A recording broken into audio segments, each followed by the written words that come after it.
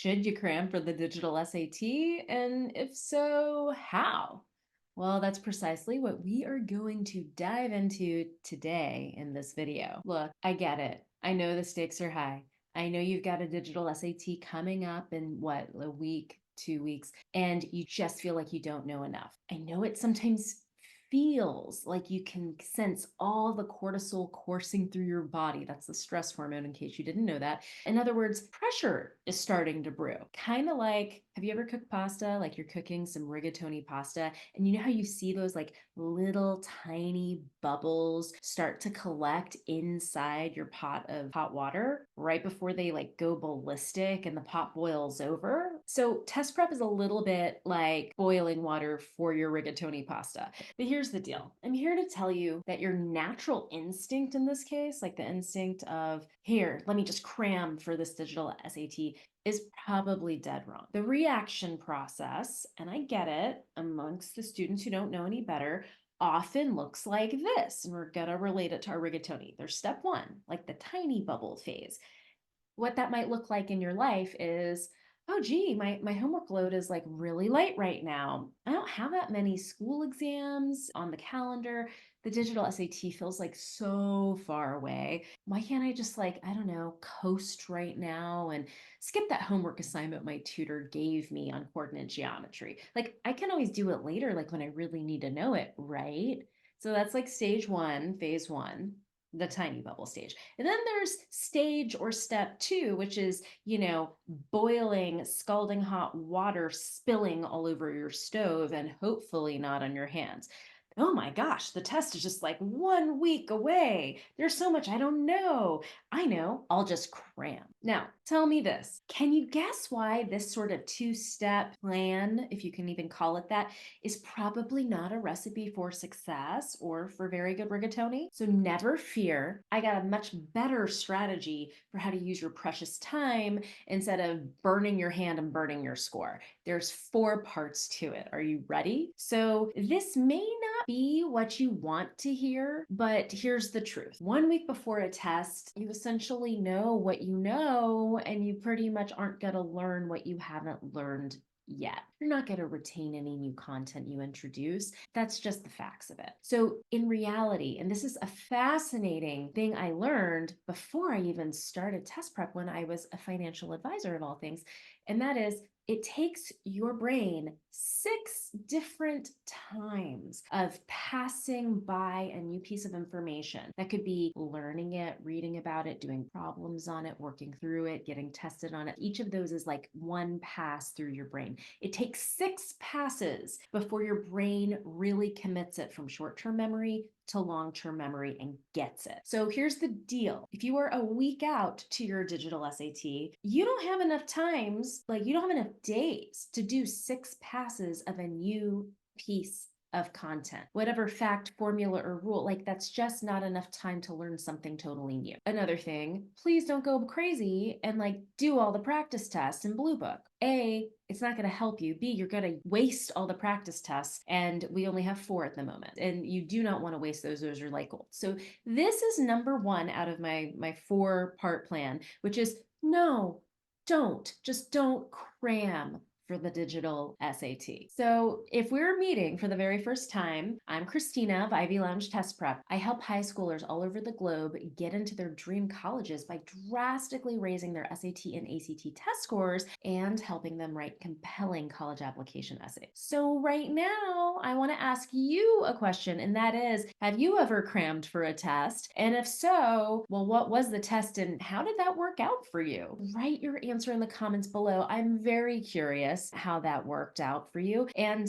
while you're at it, go ahead and hit the thumbs up like button, please. And also subscribe to my channel. Thanks so much. So while you're unlikely to learn something completely new in those 7 days leading up to the test, you know what you can do? You can return to your test prep layups and get those moves securely in your brain. What do I mean by test prep layups? That's the content that you kind of know. Like, you've definitely learned that question type, you've learned that fact, you've learned that formula before, but maybe you haven't quite honed it. You sometimes get it wrong when you do a drill or a practice test. It's like in there, but you don't absolutely know it cold. Maybe you don't know all the nuances of it. Maybe your brain has seen this information 3 or 4 times. So you'd only need a little bit more work to get to that 6 times before you really get it and understand it deep down. And then you can add those sweet, sweet points on test day. So you might be wondering the most efficient way to do that is. Fortunately, I actually wrote a blog post about this, and I will put it in the notes below. And it's all about my famous things to remember list. And I tell all of my private one-on-one SAT and ACT test prep students how to do this. And it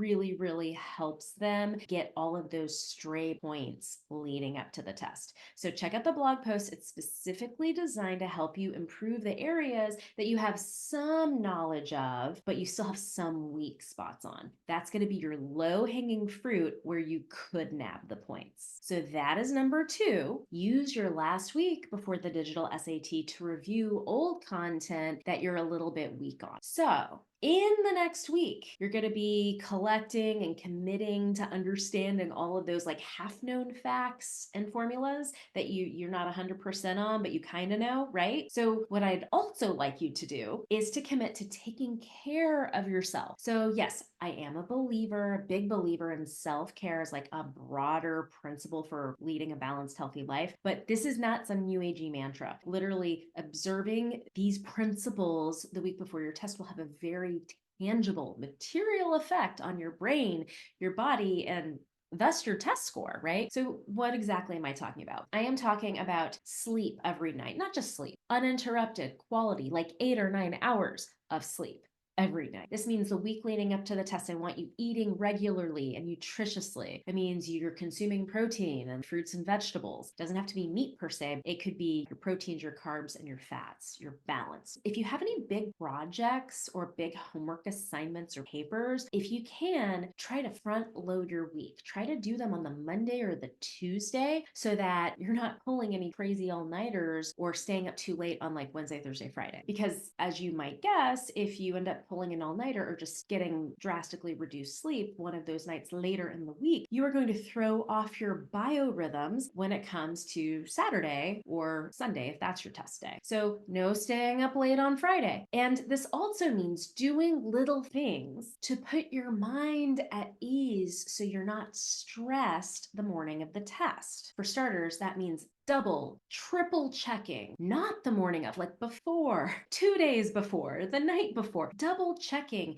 that you've assembled all the 9 things that you need to bring with you to the test. And I'll put the link to that video also in the show notes, and that you know what time you're supposed to arrive. So you're going to know what time you're getting to your test center. You're going to have your morning routine down. You're going to have all of those things you need to bring with you to take the test. And you're also going to be using that things to remember list that we talked about in step 2. That's going to be your study guide. And you are going to use that every single night before you go to bed and before your head like literally hits the pillow. Just read through it 10-15 minutes right before you go to sleep. Your brain will retain it more. So that correct preparation will quell your test anxiety because you're doing all the right things you're supposed to be doing and you're putting your mind and your body at ease. That is number 3, which is manage your nerves the week before you take your digital SAT. And finally, we have the 4th thing, which I know what you're saying. You're like,